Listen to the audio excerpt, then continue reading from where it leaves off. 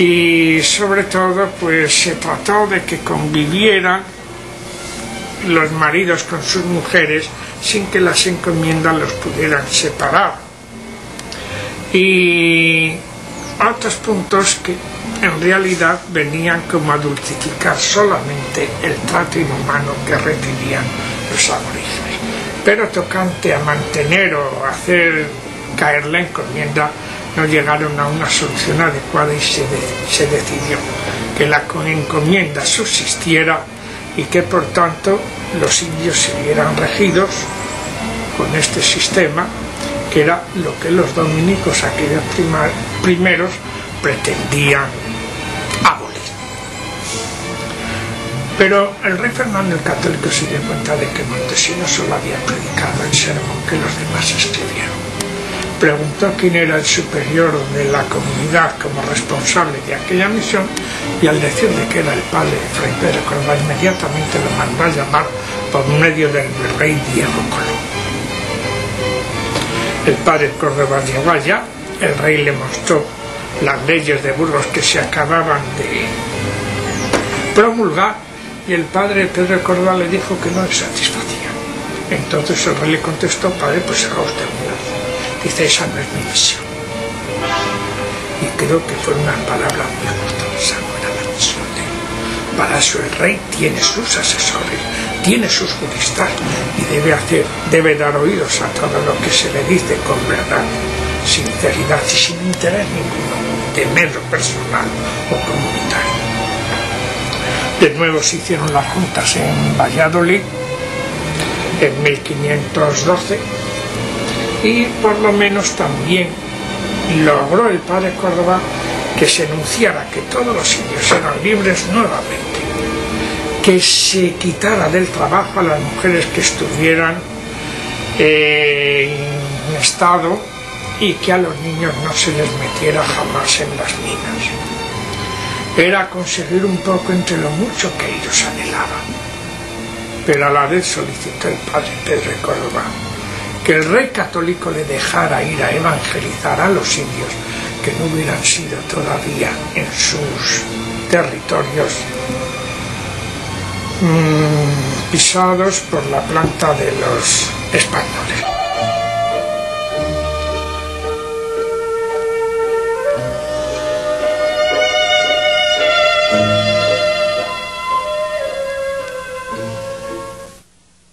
Que le dijera dónde eso lo podía hacer, y al señalar la costa norte de Chiribichi, de Píritu, ahí fue donde por primera vez se hizo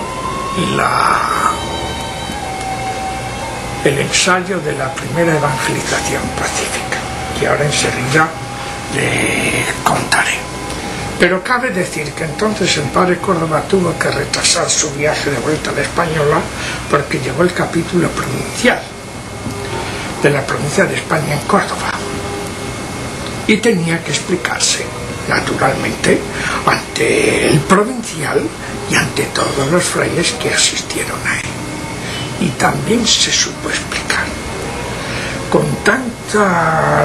con una argumentación tan serena y a la vez tan llena de verdad y del sentido de la justicia, que no solo el capítulo provincial le confirmó en su cargo de viceprovincial en América, sino que además le dio el título de predicador general,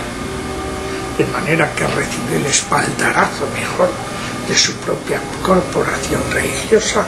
aquel que era el responsable de la defensa del aborigen frente a todos los que le pisoteaban y oprimían.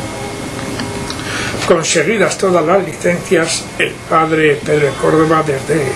la isla española mandó a la evangelización pacífica a dos padres y un hermano lego. Dos padres que eran el padre Antonio Montesino y el padre Francisco Fernández de Córdoba, hijo de los condes de Montemayor, y a un hermano lego que era un encomendero casado con india, que le habían dado muy mal los tratos a su mujer por celos que tenía de ella, Y a tanto llegaron estos celos que incluso la asesinó. Entonces tuvo que huir de la justicia por montañas y por los bosques de esta isla española, hasta que, habiendo oído que llegaron los frailes dominicos, llamó a su convento después de dar muchas señales de penitencia, y los frailes, después de verle un mes y otro mes con el mismo propósito, por fin le dieron el hábito de dominico, y como hermano cooperador o hermano lego, que se decía antes. Y este fue el que marchó junto con el padre Montesino y el padre Francisco Fernández de Córdoba al ensayo de la primera evangelización pacífica en la costa norte de Venezuela, en territorio de Píritu. Ahí, desdichadamente, el padre Montesino cayó enfermo al pasar por Puerto Rico, y los otros dos frailes tuvieron que ir donde el superior mayor les había mandado. Comenzaron muy bien la predicación entre aquellos indígenas y viviendo al estilo de ellos,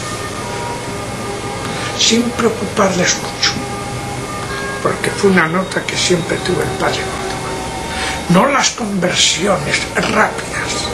ni tampoco los bautismos masivos, sino la preparación bien asentada sobre lo que eran los rudimentos de la fe. La catequización exigía nada más tres cosas: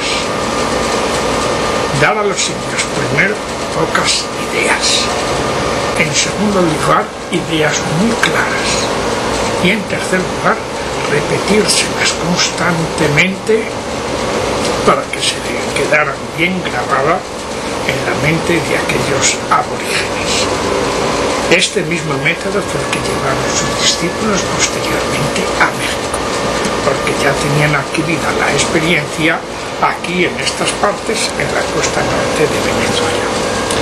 El género de vida que tenían estos misioneros allá entre los indígenas de la región de Píritu es el mismo que tenían los frailes aquí: vivir en una choza muy pobre, igual que vivían los aborígenes. En segundo lugar, comer lo mismo que ellos comían, y por eso ni siquiera comían el pan amasado al estilo de Castilla, sino el casabe,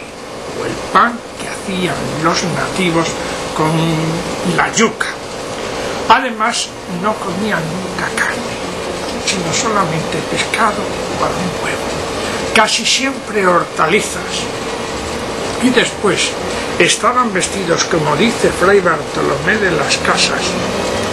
con una jerga asperísima y una túnica de lana mal cardada, hasta tal punto que cuando los frailes iban a los capítulos generales se reían los demás de ellos por el hábito tan grosero que llevaban. Incluso dormían no en camas, sino una especie como de cadalechos, o sea, como de tarimas, solamente de tabla, y por almohada no usaban más que un anjeo relleno de paja, de manera que vivían en la pobreza más heroica que se puede vivir, y donde nunca había ni lo mío ni lo tuyo, sino siempre lo nuestro, donde por encima de todo primaba el saber ser acordes en corazón y en alma para tomar todas las decisiones importantes que afectaban a la comunidad en sus planes apostólicos o en la dirección de esa misma comunidad. Por eso, hasta el rey de Portugal pidió que fueran frailes de aquí a sembrar la observancia allá. Incluso, posteriormente, los obispos de México pedirán que los frailes dominicos que vayan a evangelizar sean sacados todos de aquí, de la isla española, y citan varios nombres que no voy a repetir en estos momentos, pero que están en una carta que ellos escriben a las supremas autoridades de la Iglesia de España y sobre todo al maestro